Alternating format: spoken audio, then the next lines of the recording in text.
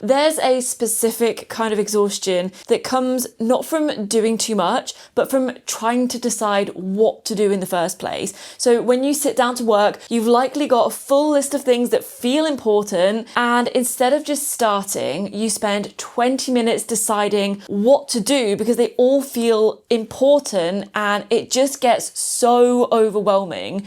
You might end up with multiple tabs open and emails half written as you juggle another task that also feels urgent, or you accidentally spend an hour scrolling on Instagram because you were meant to be using that time for a bit of research. So somehow you end up feeling more behind than when you sat down to work in the first place. And what I found, both in my own business and watching a lot of other creative business owners navigate the same thing, is that the feeling of everything being urgent is almost never about actually having too much to do. It's about not having a clear enough way of figuring out which things matter most right now. And without that, the decision of where to start never gets easier, no matter how much you try and simplify your list or clear your desk or try to make your mornings more disciplined. So today, I want to give you both the mindset shift and the practical framework that I use to cut through that noise. Because once you understand where the urgency feeling is actually coming from, deciding what to focus on gets so much easier. And I promise it is simpler than what most people are currently doing. If you're new here, I'm Meg, and I have made thousands of physical and digital sales from my illustration business, Fizz and Flourish. I've grown my YouTube to 57,000 subscribers there. So everything I share here on the Creative Juice Club comes from actual experience, not just sharing theoretical advice. So let's get into the video. What most people are familiar with is the to-do list that has everything on it, but nothing crossed off. So you've got a launch to plan, you've got content to make, emails to reply to, a product to finish, admin you've been avoiding, and about 7 things that are sort of half started, but are just sitting there making you feel guilty. And because they all feel equally pressing, you just can't prioritize. And so you pick either the easiest one or you pick the one that you find most exciting. But I want to try and break that down today. So the reason some things feel urgent is because it's a new idea, or someone's waiting for it, like a customer, or it's been sitting on your list for so long that it's now starting to generate anxiety every time you look at it. And that feeling is really valid, but it has nothing to do with whether the thing is actually important in the first place. Like whether it moves you towards your goals, or whether it compounds over time, or if it's the best use of the hours that you have today. So if you're making your daily decisions based on the feeling of urgency rather than on actual importance, you end up being very busy and making very slow progress. Whereas the important things, like a video that builds your audience or an email sequence that keeps working in the background to sell a product automatically for years, these things almost never feel urgent. And that's because they don't have a deadline attached to them. I think studies have shown that not everyone, but most people get things done with a deadline attached to it. Whereas these things, nothing bad happens immediately if you don't do them today, which is exactly why they keep getting nudged down the list in favor of things that do.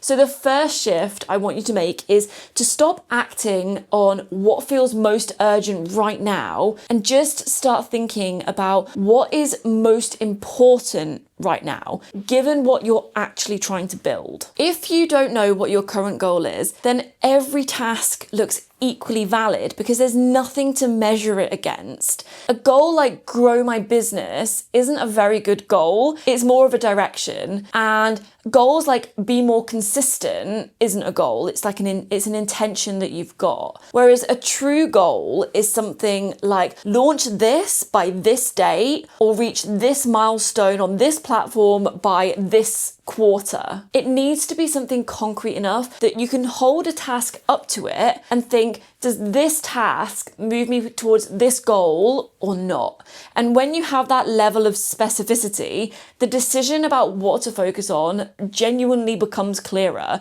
You're not sat there trying to rank 10 tasks against each other in your head. You're asking one question about one task at a time. Is this moving me towards the goal? Yes or no? And most of the time, the tasks that feel urgent are not connected to the current goal you've got.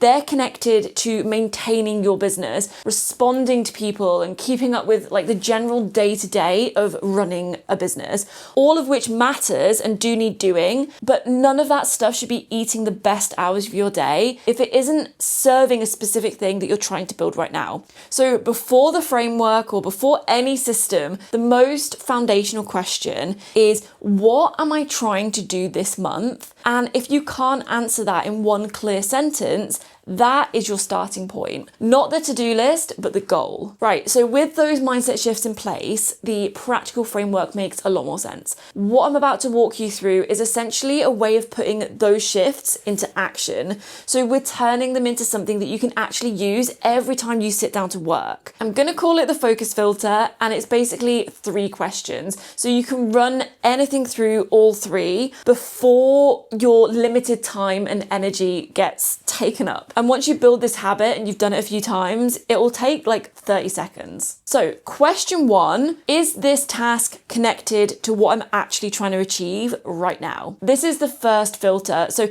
before you do anything with a task, hold it up against your current goal, the one clear thing that you're working towards this month or this season, and ask whether it moves you towards that or not. Tasks that aren't connected to a current goal aren't wrong, because some of them genuinely are necessarily like admin. The goal connected work should be getting your best hours, and the maintenance work fills in around it. And that is the principle that we're working with. And the reason this question works is because it forces the goal to exist in the first place. So you can't answer it without knowing what you're working towards, which means using this filter regularly is also a way of keeping yourself honest about whether you've got a clear current goal at all. Because if every time you ask this question, the answer feels vague or uncertain, that's telling you something important about the clarity that you're missing. Question 2, will doing this today still matter in 6 months? So this is the part of the filter that separates the tasks that compound from the tasks that just maintain like the current level of things. So for example, a YouTube video that you film today might still be finding people in 3 years' time, especially when it's positioned as a search-based ranked video. So that might be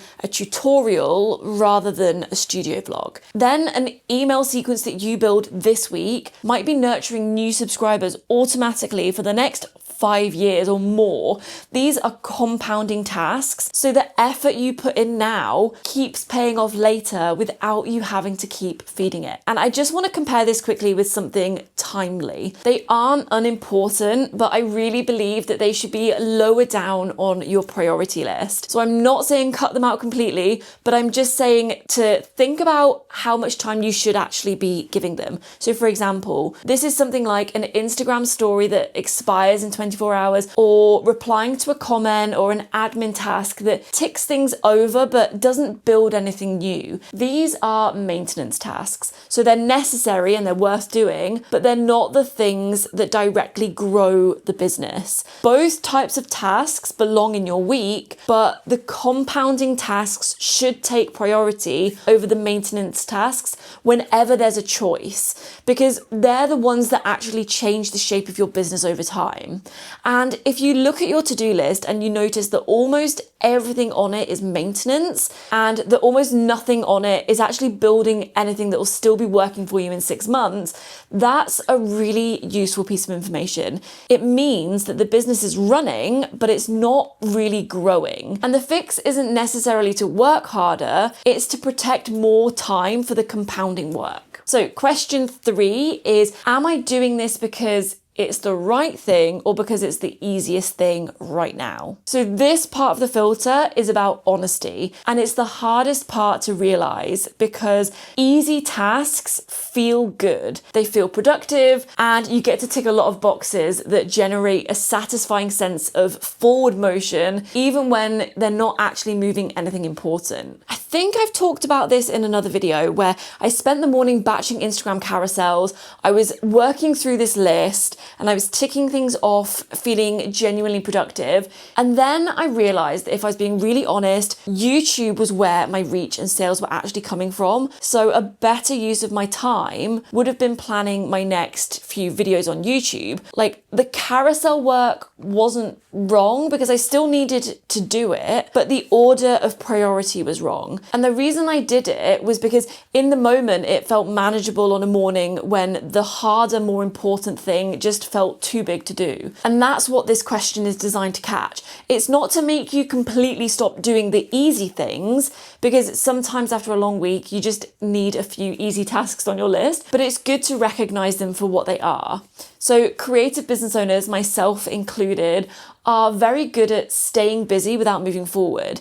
And it usually involves choosing satisfying tasks over the important ones over and over again. And that can be something like making the product and the thing that you want to be creative with, rather than optimizing a listing that is the gateway to you actually making a sale on that product in the first place. So the framework only works if you're consistently taking a regular moment to actually apply it. Because in the flow of a busy week, it's really easy to skip all the thinking and just react, especially when things are full on. So the last piece of this is building in a weekly reset. And it doesn't need to be long, even 10 minutes is enough. And it's just those 3 questions asked once a week before the week even begins. Is this task connected to what I'm actually trying to achieve right now? Will doing this today still matter in 6 months' time? And lastly, am I doing this because it's the right thing or because it's the easiest thing? And that's the whole reset. It sounds simple, but acting on it really does take intention. And the goal isn't to add another complicated system to your week. It's just to have regular conversations with yourself about where your time is actually going before the week's tasks takes over and it decides it for you. I am not saying that focus is easy or that everyone's struggle looks the same. For some of you, there's going to be more going on than a missing system, and I'm not going to pretend that a weekly reset fixes all of that. But the issue isn't that you're not focused. It's that when you do focus, when you do get a good hour or a burst of energy, or you have a great day, recognizing whether that is going towards the right thing. Because even if you've got ADHD or a young family or a full-time job, and sitting down with one task for 20 minutes is genuinely hard to do, the goal isn't to focus more. It's thinking about when you are focused in that moment, you want to make sure it's feeding the goal, not just whatever's loudest at the moment and you're constantly putting out fires. So the focus filter that I just went through is what can actually help. It's not trying to make you more focused. It's trying to make sure that the focus that you do have gets put to good use. And if what you're craving is a regular structured moment to do exactly this, to start each month with a clear goal, a real sense of what deserves your focus, and the accountability to actually follow through on it, then that is what the Work in Progress Club is built for. It's a physical letter that lands on your doorstep every month with a challenge card, some prompts to work through, and a couple of little extras thrown in. And it's the monthly reset that I run for creative business owners. So the link is in the description below, and I would love to see you in there. And if you want a proper home for all of this, somewhere for your goals, your tasks, and your current focus to all live together in one connected place, then Artova is a great space to build your business, as it's made specifically for creatives. So there is a 7-day free trial with full access, and again, I'll leave the link in the description below. So if you want to go deeper on how to build those automated sales with a few clever lead magnets aimed directly at product-based businesses, not service-based, then go and watch this video here. Just click here to watch.